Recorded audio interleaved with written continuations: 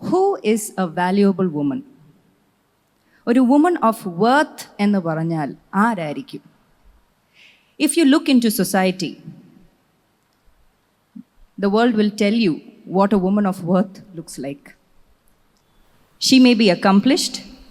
She may have used her skill set, her knowledge, to carve out a path for herself in a male-dominated world.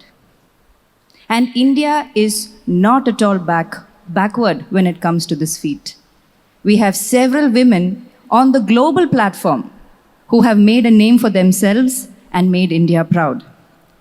Just to name a few: Indira Nooyi in the line of business, the late Lata Mangeshkar in the line of art, the late Mrs. Indira Gandhi in the line of politics, Kiran Bedi, law enforcement, Mary Kom in sports.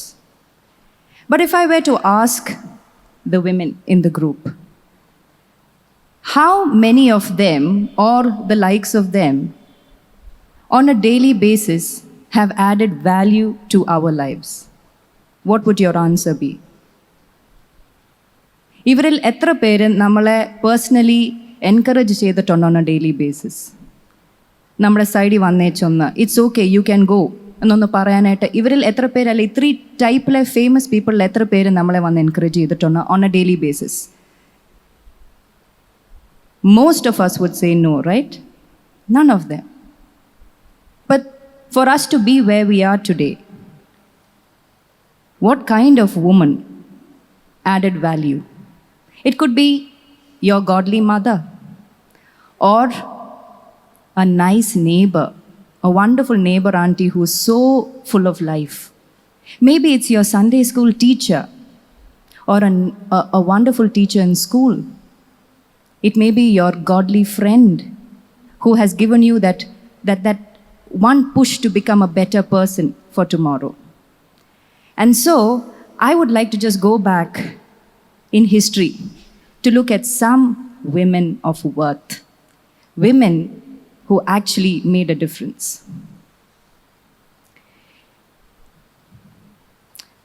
Are you stuck in a crowded marriage and don't feel safe?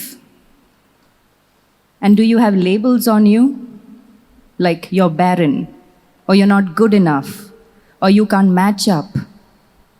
All your other skill set does not matter because you're not able to show up at home?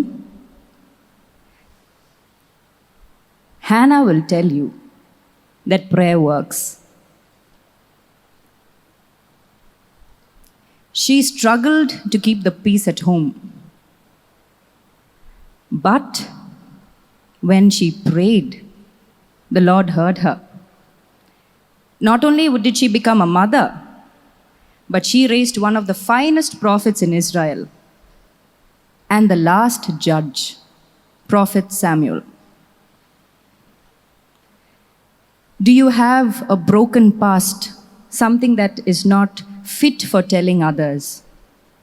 You have no name, you have no fame, you have it in the wrong way, you have no society. Rahab has a story.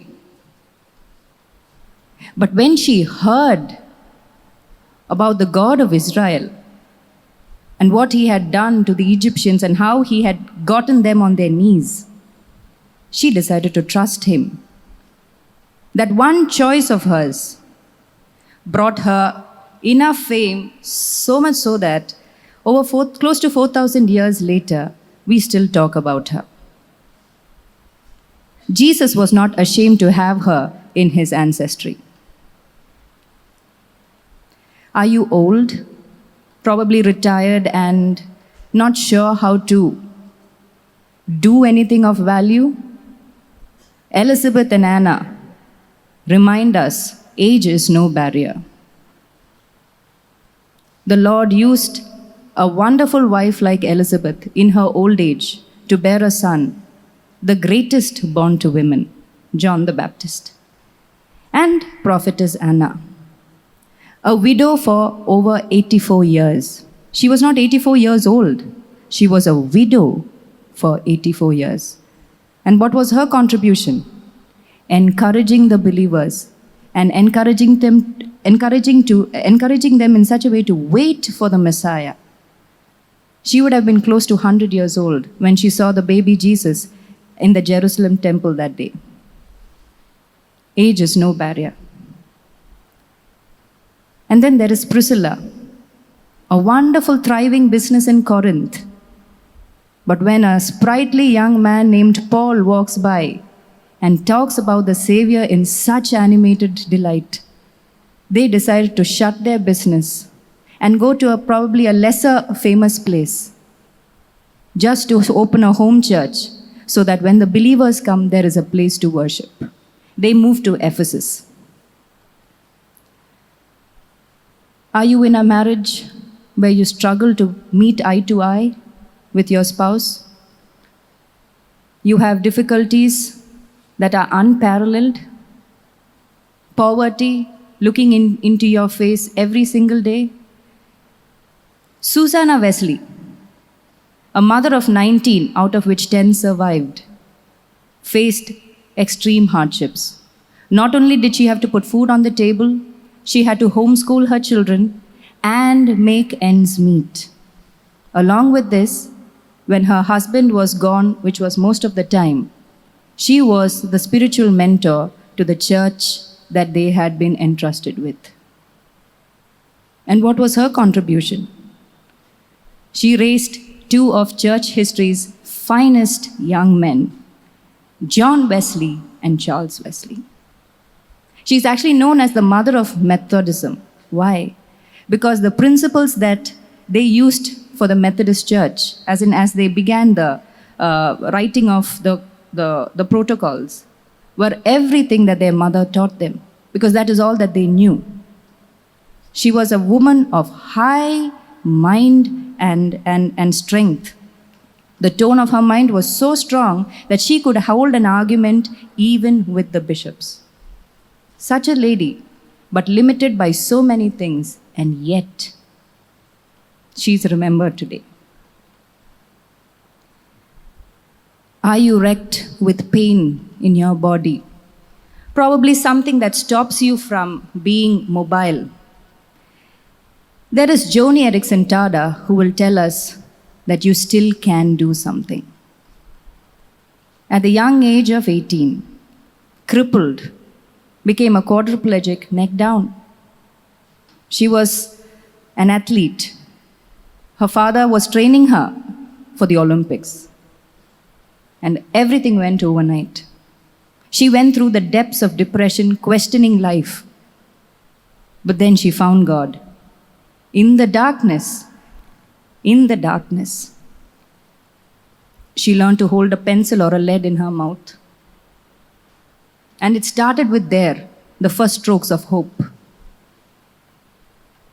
Twice in the last 10 years, she has battled cancer.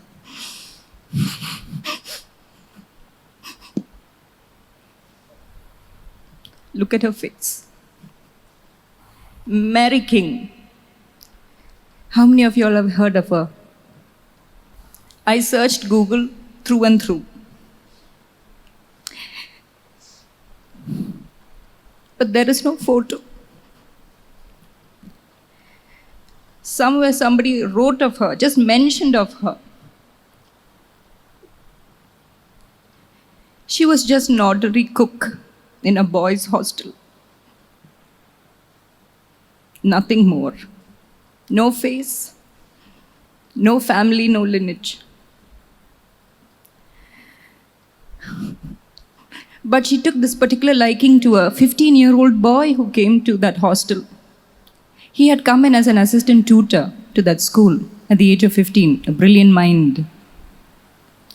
So as she was serving food, she called him aside and she decided to have a chat with him. Just a cook. The Prince of Preachers.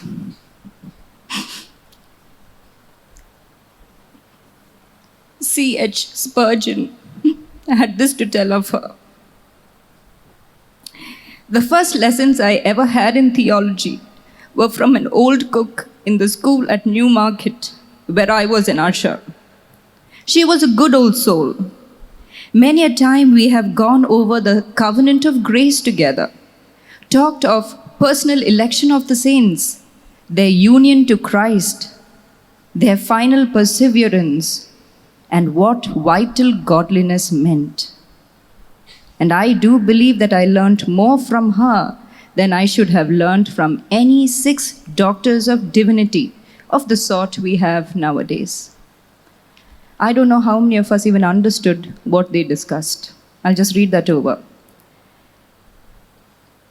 She gave him the foundations on the covenant of grace, the personal election of the saints, their union to Christ, their final perseverance, and most of all, what godliness, vital godliness meant. You know what was common for all these women and many more? The fact that they loved the Lord, that's one thing. But more than that, they knew the word. They were educated spiritually and scripturally. It was not just mindless praying and meetings that they went and sat for. They devoured the scriptures. Through the toil and the pain, they held on to the glory that was given to them in a book. And because of that,